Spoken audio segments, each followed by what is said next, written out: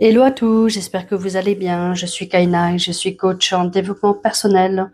On se retrouve aujourd'hui sur ma chaîne Ninsaul pour un nouveau podcast.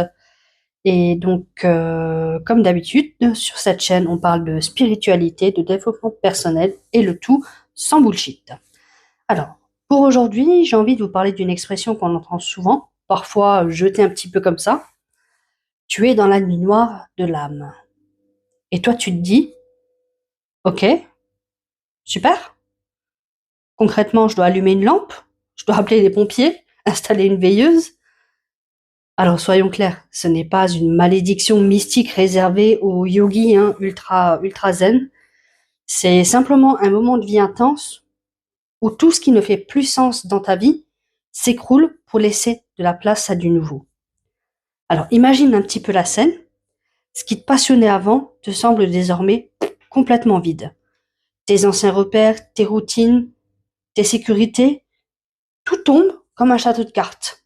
Et toi, au milieu de ça, tu te sens un peu perdu, limite en mode s'il vous plaît, elle est où la sortie? Et derrière, t'as encore ton mental qui lui panique un peu. Mais attends, mais moi j'avais un plan. Je devais réussir, être cool, garder le contrôle.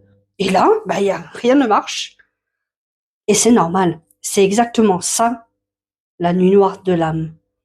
Un moment de vide, un moment un peu d'errance, un moment où tu es obligé finalement de te regarder en face avec tes blessures, tes schémas répétitifs et tes croyances un peu cassées.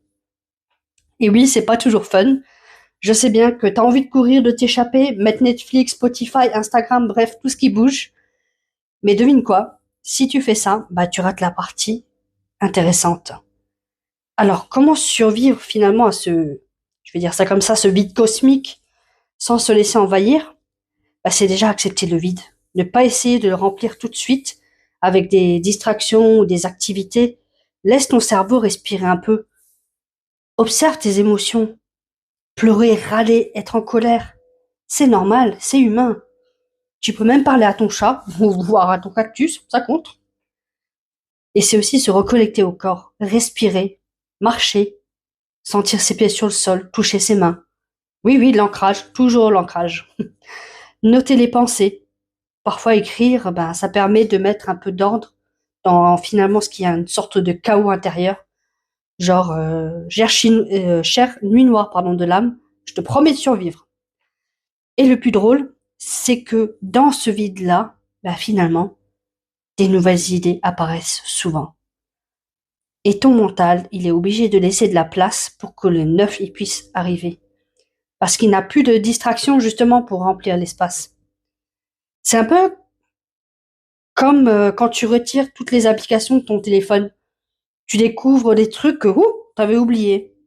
Donc oui, la nuit noire de l'âme, c'est un moment de grande errance où on peut se sentir perdu, vide, même un peu flippé. Mais c'est aussi et surtout un moment de grande opportunité.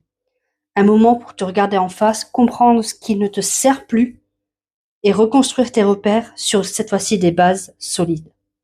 Et si tu traverses en ce moment ce type de situation et que tu sens que tu as besoin d'accompagnement pour le vivre plus sereinement, je peux t'aider à comprendre ce qui se joue et surtout comment avancer sans paniquer et même avec un peu d'humour.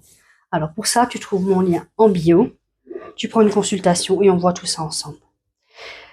Et n'hésite pas à partager ce podcast si celui-ci t'a plu ou à mettre un commentaire. Je te souhaite une très belle journée.